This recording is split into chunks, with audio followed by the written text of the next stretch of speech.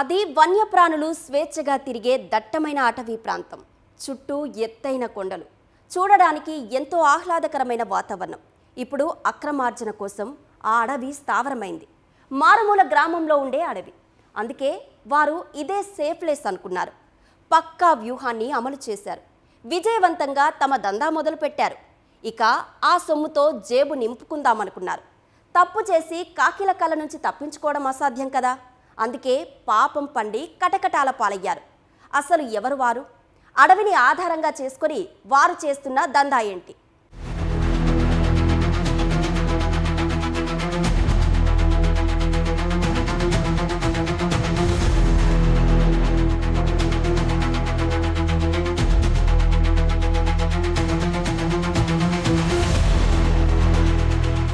భద్రాద్రి కొత్తగూడెం జిల్లా Burgampahad police station పరిధిలోని సారపాక గ్రామంలో టాస్క్ ఫోర్స్ సిబ్బంది పోలీసులు సంయుక్తంగా తనిఖీలు చేపట్టారు. అక్కడ చిన్న బ్యాగుతో అనుమానాస్పదంగా సంచరిస్తున్న నలుగురిని అదుపులోకి తీసుకున్నారు. వారి బ్యాగులో లభించిన వాటిని చూసి కంగుతిన్నారు. వెంటనే నిందితులకు బేడీలు వేసి కటకటాల్లోకి నెట్టారు. ఎవరైనా అడవిలో ఇటువంటి చర్యలకు పాల్పడితే శిక్షలు కఠినంగా ఉంటాయని హెచ్చరిస్తున్నారు. ఇంతకీ ఆ నలుగురి వద్ద పోలీసులకు లభించినవేంటి?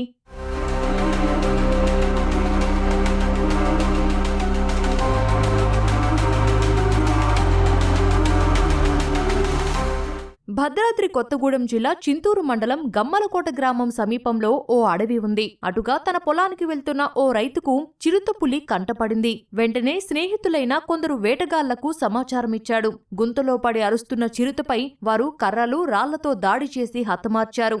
అదేదో ప్రాణభయంతో అనుకుంటే పొరపాటే. గుంతలో పడిన దానిని చూసి పోలీసులకో అటవీ అధికారులకో సమాచారం ఇవ్వకుండా ఆ నలుగురు మరో పథకం వేశారు. చిరుతపులి చర్మం, గోళ్లను అమ్ముకొని సొమ్ము చేసుకుందామనుకున్నారు.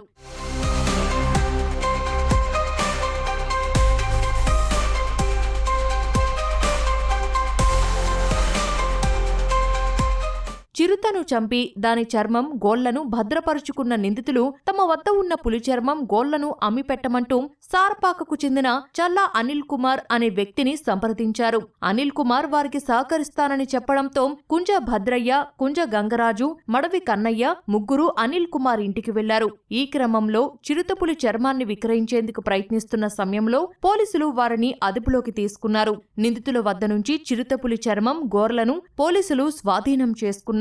సో ఈ నలుగురు వ్యక్తులను ఎవరైతే అపహరణ చేశామో వాళ్ళ దగ్గర నుంచి ఒక చిరుతపులి చర్మం, అదేవిధంగా ఆ చిరుతపులికి సంబంధించిన 17 గోర్లను స్వాధీనపరచుకోవడం జరిగింది. ఈ నలుగురు అక్యూజ్ యొక్క పేర్లు చెల్లా అనిల్ కుమార్, తను సారపాక బూర్గంపాడు మండలం. మిగతా ముగ్గురు కూడా కుంజ భద్రయ్య, కుంజ గంగరాజు, అదేవిధంగా మడవి కన్నయ్య. వీళ్ళందరూ కూడా చింతూరు మండలం, పోలవరం జిల్లా. వీళ్ళు నలుగురు కూడా ఈ యొక్క చిరుతపులి చర్మాన్ని, అదేవిధంగా 17 గోర్లను కూడా అమ్మి ఎక్కువ డబ్బులు సంపాదించాలన్న ఆలోచనతోటి ఈ రోజు సారపాక బూర్గంపాడు మండలంకి రావడం జరిగింది. సో ఇన్ఫర్మేషన్ బేసిస్ వీళ్ళను అప్రయం చేయడం జరిగింది.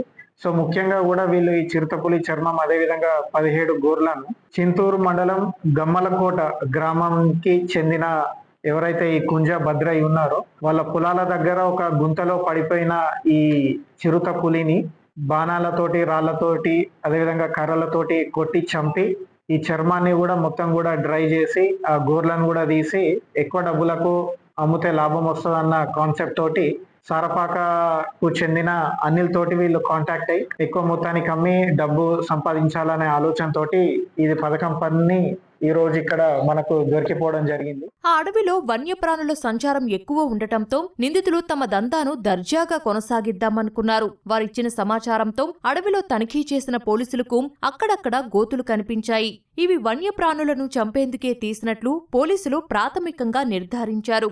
గతంలోనూ ఇదే ప్రాంతంలో వేటగాళ్లు అడవి జంతువుల కోసం అమర్చిన విద్యుత్ తీగలు తగిలి నవీన్ అనే ఫారెస్ట్ బీట్ ఆఫీసర్ ప్రాణాలు కోల్పోయాడు. ఇటువంటి చర్యలకు కఠిన శిక్షలు తప్పవని పోలీసులు హెచ్చరిస్తున్నారు. లాస్ట్ మంత్ లో కూడా బూర్గంపాడు మండలంలోనే వైల్డ్ లైఫ్ ఎనిమల్స్ హంటింగ్ కోసం అన్నట్టు ఒక ఎలక్ట్రిక్ లైన్స్ ఉచ్చు బిగించడం జరిగింది. దాంట్లో కూడా ఫారెస్ట్ బీట్ ఆఫీసర్ మరణించడం జరిగింది. ఈ వైల్డ్ లైఫ్ ఎనిమల్స్ కోసం ఈ ఎలక్ట్రిక్ లైన్స్ పెట్టి సామాన్య ప్రజలకు ఇబ్బంది కలిగించవద్దు. సో ఇటువంటి ఏమన్నా సంఘటన మా దృష్టికి వస్తే మాత్రం ఖచ్చితంగా కూడా చట్టపరంగా చర్యలు తీసుకుంటాం. గోతులో పడి నిస్సహాయ స్థితిలో ఉన్న చిరుతపులి గురించి అటవీ అధికారులకు సమాచారమిచ్చి రక్షించకుండా నిందితులు సొమ్ము చేసుకుందామనుకున్నారు. వారు వేసిన ఉచ్చు వల్ల ఓ అధికారి ప్రాణాలు కోల్పోయాడు. చివరకు నిందితులు కటకటాల పాలయ్యారు.